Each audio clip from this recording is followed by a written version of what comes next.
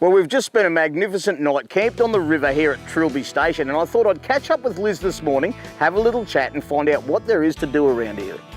Right, well it's 320,000 acres, Macca, so we've got river country and then red soil further out. So pretty much all our visitors, particularly the ones who stay 2 nights, take the mud map with them, which is interpretive notes to drive them out along the property. So you can have a bit of a peek and a poke around, seeing what we do here. If there's any seasonal work like shearing or crutching or goat mustering happening at the time, you can have a sticky beak.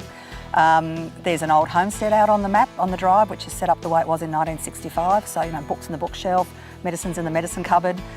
It's just a typical 1950s house, which is really quite interesting to look at.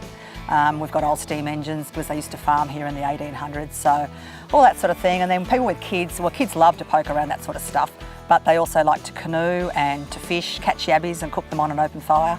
So all those experiences that people would love their children to have right here at Trilby. True, yep. They can get unconnected from their technology. Disconnected is the word, I think, from their technology. You know, we do have mobile phone coverage, but it's great for kids to just get out in the dirt and play, you know, climb trees, make cubby houses, sit around the fire. It's just really refreshing. And city families, the parents say that they just love it, and the kids, when they arrive, particularly maybe teenagers, think, oh, what are we going to do? Yeah. But they do really enjoy it. And so you're welcome to come and watch what's happening around the station as well? Yes, definitely. We can't have anybody involved in any farm activities, but you're definitely welcome to come and watch what's going on. So, you know, sometimes people are here and we might only be fencing 150 k's out and the guys have gone at 4 in the morning, so, you know, they're not going to want to be involved. But if we're shearing or crutching or trucking sheep or landmarking or whatever, we welcome people to come and have a look. Nice. So is there any crutching going on at the moment? Because I could do with a bit of a tidy up. I had mine done the other day.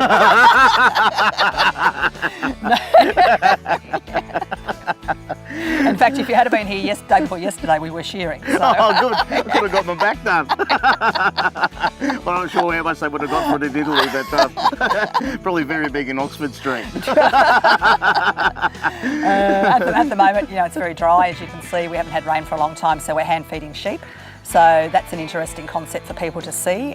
We're feeding cottonseed and barley and lupins and things like that. So it's while it's very dry, people do enjoy coming along and seeing exactly how you manage in, you know, really hot weather over summer, in drought.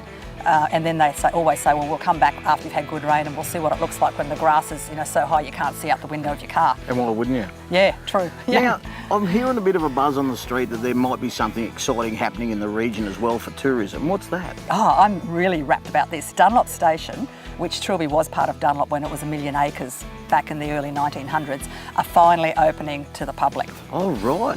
Just for weekends, public holidays. From Easter. Dunlop was the first station in the world to do mechanical shearing. It was 1 million acres and Trilby was of course part of that. So fantastic history up there with the shearing shed and the old store and the blacksmith shop and the homestead, and just it's going to be really interesting. And people, for, you know, our tourists here for probably the last 20 odd years have been saying, can we go and have a look at Dunlop?